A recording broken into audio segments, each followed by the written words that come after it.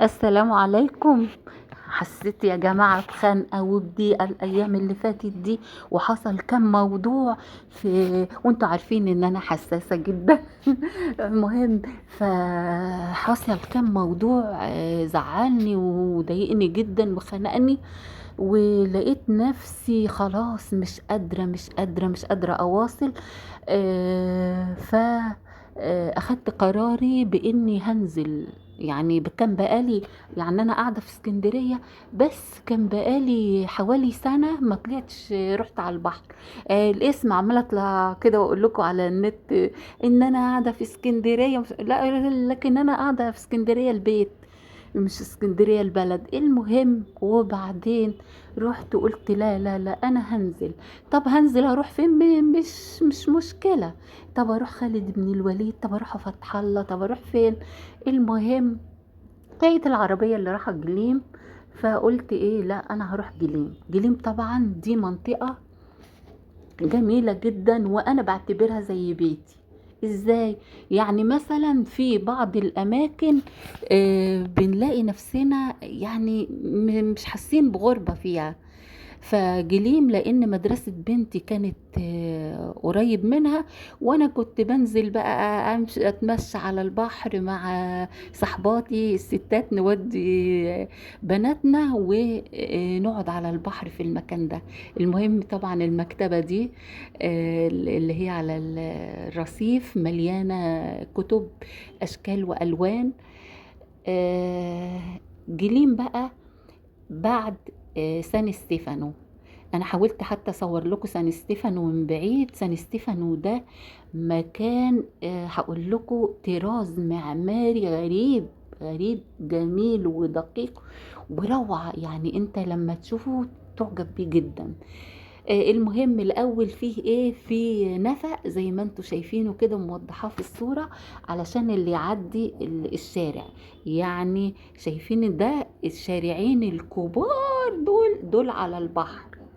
فاللي يجي يعدي طبعا خطورة جدا ان يعدي الشارعين دول، بس في ناس بتعديها، انما انا ما بعرفش. ما بعرفش حتى لو حد مسكني من ايده. ما بعرفش برضه. ببقى خايفة ومرعوبة. ف يعني اسكندرية امان. اللي يجي هيعدي مثلا انت رايح جليم، عندك في نفق على الناحيتين. المهم، طبعا اجمل حاجة موجودة هناك جرين باي، هو ده اللي انا مصوراه. بس انتوا عارفين عدسة الكاميرا بتاعتي. ادعولي اجيب اسمه ايه التليفون الحلو؟ قولوا لي اسمه في الكومنتات عشان انا ناسياه.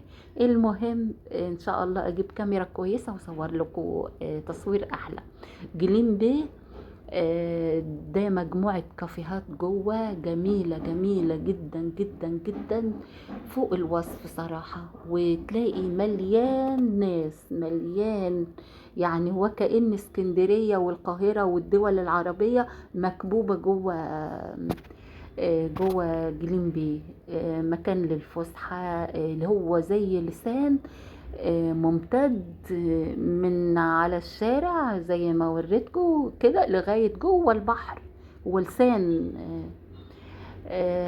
انا طبعا يعني عايزه اصوره، وان كان عليا عايزه اصور لكم كل حته فيه، بس عشان ما اقتحمش حياه الافراد بقى وحد يعني يبقى باين كده في الكاميرا. المهم، شايفين البحر. فعايزه اقول لكم ايه، ان ما تسيبوش نفسكم لحد يمتص الطاقه بتاعتكم. زي ما قلت لكم، في ابتزاز عاطفي، وفي ابتزاز مادي. السن الصغير كلهم عارفين الابتزاز المادي، بس الابتزاز العاطفي ده م، يغيب عن حبايب قلبي. فلازم ينتبهوا، محدش يستغل عواطفكم في ان هو لا انا محتاج منك كذا، لا هات كذا، لا ودي كذا. احنا ممكن نفضل اي انسان علينا، بس بشرط ان هو ماشي ان هو مش ماشي على رجليه، ان هو لا يملك من حطام الدنيا حاجة. آه، كده ممكن نفضله علينا، يعني توصل لدرجة التفضيل. غير كده لا، نفسك لما تشبع نفسك حب وتشبعها حنان و... يعني تفسح نفسك وتشتري لنفسك اللي انت عايزه، هتقدر تهتم بغيرك وهتهتم بالمجتمع. المهم شوفوا بقى البحر وشوفوا جماله. ف انا عارفة ان الصغيرين بيهتموا بنفسهم، انما الكبار بقى اللي زيي لا يعني عجلة الحياة بتاخدهم جدا.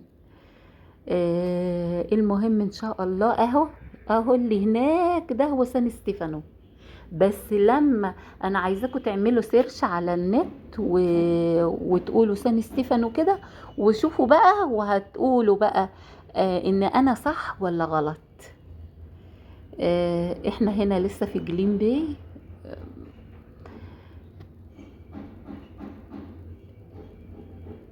آه، ده بحر اسكندرية، وشط اسكندرية يا شط الهوى، رحنا اسكندرية رمانا الهوى. هو ده. انا حاولت اجيب لكم الصورة اقرب، بس في لما تيجي قدامه وتصوروا لا، منظر تاني خالص، منظر تاني غير اللي انا. هو جواه بقى، جواه كافيهات، جواه فندق كبير، جواه مول كبير جدا، يعني والحاجات اللي بتتباع فيه ماركات. آه،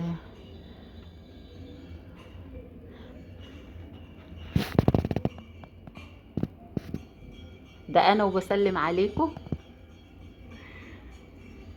والله كنت اتمنى بقى بصوا كلكم تبقوا معايا كده.